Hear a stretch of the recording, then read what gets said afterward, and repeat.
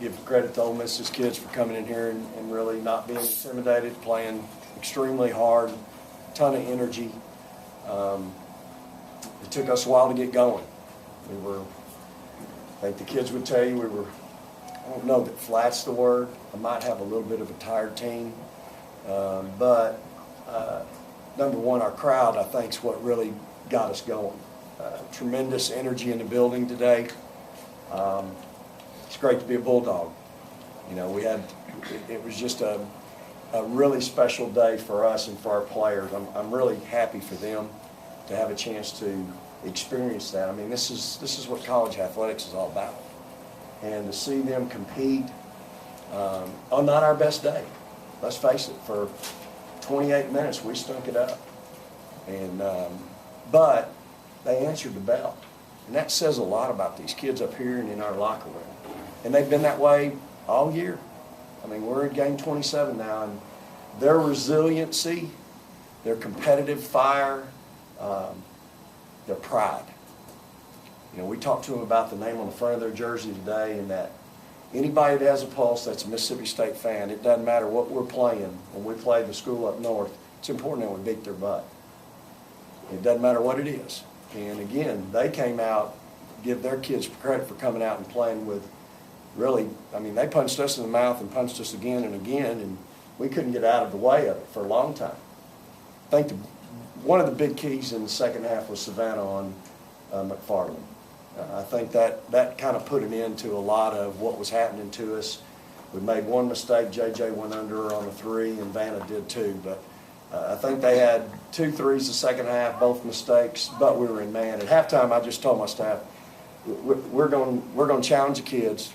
This is who you're guarding. Go guard them. Stop looking around and thinking somebody else has your help here or you're supposed to get bumped here. We're fixing to find out who's the big kid on the block. And gotta own up to who we're supposed to guard and guard them. And I was really proud of our kids for doing that. I've challenged Martha for a week now to go do what she did tonight. You have no idea how hard it is to do what she did tonight in the Southeastern Conference. And for her to do it and get 25 and 23, obviously on the biggest stage we have here at Mississippi State. So tremendous credit to her. Because there wasn't too many second chance points for them in the second half. So I'm awfully proud of our kids. As I said, I thought our resiliency after what we call timeout with 12 to go, after they went up 13. And again, I think our kids would tell you there wasn't a lot of hollering and screaming, not in any timeout, not at halftime. We just had to look in the mirror and go, you know what, if it is to be, it's up to me. And everybody had a battle to win. Everybody had somebody to guard. Everybody had somebody to beat on the other end. And you had to go win your battle. And at some point, what did I say? Enough's enough. And I said that in that timeout, wasn't it? Yes. At some point, enough's enough. Whenever it's enough for you, let me know, and we'll get back in the game.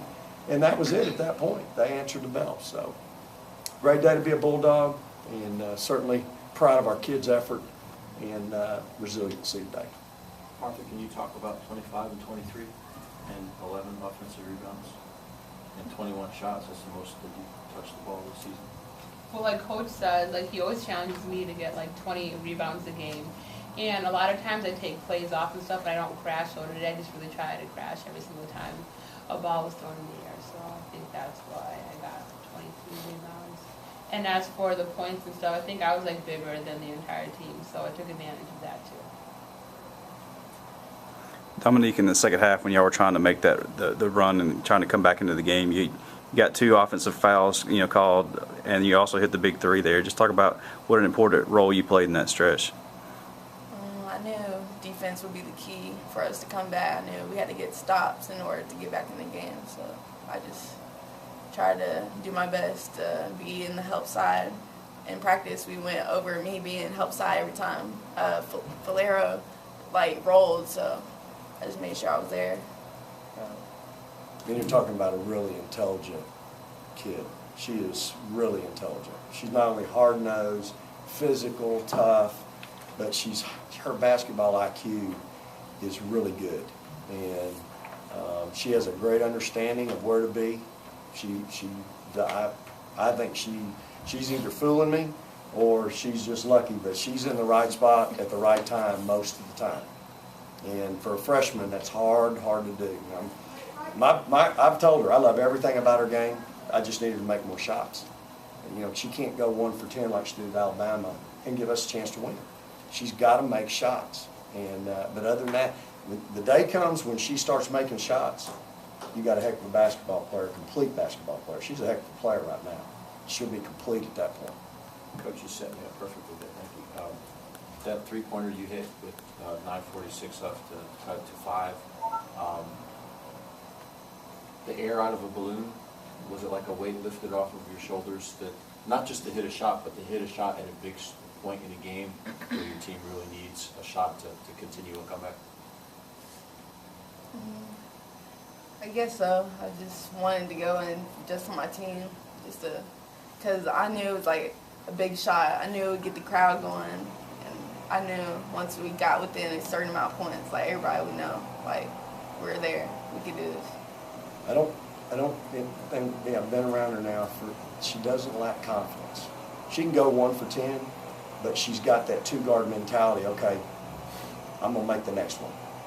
And so you got to appreciate that. Now at some point though, we got to fix the 1 for 10. But she's got that two-guard mentality that give me the next shot. She made that big. She made those 2 big ones. Then she made the 2. That was a big shot. We were dying on the vine. She was right in front of me. I told her, I said, you got to go. And she went and created her own shot. Again, something that she's got to work on in creating her own shot. But she went and created it and made that was a big shot. Was that in overtime? I think Might have been before put us on forward. yeah. But overtime. anyway, the kid doesn't lack confidence. Was your leg bothering you because you were on the bike in the alley or whatever that's called? I got hit in the first half in the head, so I was just kind of taking my time and making sure I was fresh before I got back in. Savannah, can you talk about in the second half of trying to shadow or keep McFarland in front of you from prevent her from going off of that high screen or getting into the lane or shooting threes or? Yes, McFarland is a great player. She is a tremendous player. And I think I like challenges. I like when Coach put me on 3. And I knew when I had to get on 3, I had to defend her. Go on every ball screen and know when to go under. I went under a couple of times where I knew I had to bust my tail to get back to her. But she's such a great player. I love guarding her. And I told my teammates, don't come off the shooters because she's going to throw up some crazy shots, and that's what she did. I don't know if I said it in my opening statement. That was the key to the game. The key to the game is Savannah moving and guarding McFarland in the second half. And then I tell you what we did well. Martha did a great job when they did use the screen. We weren't going to hedge it a lot with her. She was going to be in the lane waiting on her so that she couldn't shoot over her. And once we got that fixed in the second half, I really thought things were different. I mean, they scored 26 points in the second half. In the first half, they scored 42. I mean, I was about to lose my mind the way we were guarding. And, you know me, I don't like standing around the zone. We went to zone. I mean, I was pretty much trying to find something to keep her in front. But the whole key to the game, you can scratch the rest of it, is her taking care of McFarland and then Martha being there when she might have got hit and just a half a second behind, being there with a high hand and just being there. When somebody's there, the kid won't go. But if she sees a half of somebody or nobody, she's going. And she can finish in traffic. The kid is a great basketball player. Down the stretch in regulation and in overtime, I think you had 5 possessions where you really didn't get maybe the shot that you wanted. Was that a credit to their defense or just maybe not having people in the right spots? Well, I mean, if you're watching us play now, you know I'm going to go to Martha first, then I'm probably going to Martha second, and then third. You know, my point is we're going to give her that first look. When people take that away, JJ's been really good lately at creating some things or getting her shot, but at the end of the day, we had 7 turnovers. I'd rather have 7 turnovers than us trying to do some crazy stuff that we're just not comfortable doing. And they only had 2 points in transition. At their place, I don't know what it was, but it was astronomical, and it cost us the game because we couldn't get back. And in the first half, it hurt us some. I'm not sure that number's correct. They've got fast break points at 2. I think there's probably more than it. But in the second half, they didn't get anything. And when you're not turning it over against them, you got a chance. And so for us, that doesn't bother me. Plus, you got her going in there getting. Once I got her going in the right direction on offensive rebounds, that helps. Bree got some big touches on offensive rebounds, and Katera got 2 following her own shot. So you got to get that mentality. But you're talking about 2 kids here that went 45 minutes guarding the best players. I put her on Falera in the second half. I put her on McFarland, and man, that's a load. Both those kids are playing Jessies. They can really play, and I'm really proud of our kids for accepting the challenge. Dominique, we kind of already talked about it, but that stretch in the second half where you guys came back, and Coach has already mentioned it too, but what do you think was the key as far as you guys, was there maybe a change in mental attitude, or how were you guys able to mount that comeback then? I think the biggest key was stops and help defense. Everybody was focused on Valencia and helping and staying on the shooters, like staying on number 12. Obviously, she was a shooter, so we had to stay out on the shooters, but still help her. So I think once we got a couple stops and we got scores, I think everybody just locked into defense. It's been a week now with the win over Vandy, now this win over a rival. What has this week been like for you guys? A lot of emotions this week. Yeah, it's been a big week. Alabama was kind of a disappointment to lose that in overtime, and going into overtime today, we just wanted to win. Like, we wanted to prove that we could win overtime, because this is our 3rd time going into overtime, so we just really wanted to win and beat our rival. Coach, what did you say to your team in the locker room before coming in here? I haven't been in there yet. Okay. Yeah. Okay. You haven't addressed the team at all? No, it was great to be out on the court. So many young fans, so much opportunity to share our players with young people, and that's something we take great pride in here at State. Being accessible, our players are accessible to our fans, to the kids, and to anybody really. And so, the thing about overtime, we've been there now 3 times, and they're hearing it from me. I try to relax them and look at them and go, hey, we're built for this. And we really are. As hard as we work out, as hard as we practice, 45 minutes is nothing, trust me. But Savannah even said it in the huddle. She said, you know what? Hey, today we're winning. And so that's some leadership that we just desperately need and are looking for. And it was good to look across at her saying it to our team as well as to me, because I can say it all I want, but I'm not playing a minute. She's playing, and her teammates are playing with her, and her mom was here today, came all the way from Oklahoma City. I mean, it doesn't get any better, y'all. Do you think in that respect that with the win over Vanderbilt, in fact, this game was in overtime like you just said, that you had some leaders stepping up, that this past week, maybe 8 days, did a lot for your team? I think certainly we've grown, but I think we've grown throughout the whole year. I mean, I just think this is, obviously we're better than this time last year. I don't think anybody would disagree. We're so much better. We're different.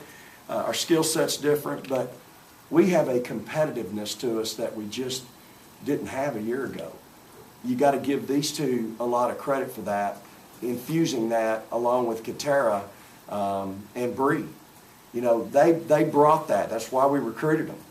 And then I think it's just kind of permeated into the rest of the team. And then I'm not, Martha will tell you, I constantly want more from her. And I want more from all of them, but I constantly want more from her because I think there's more there. And today, this proves it. There's more there.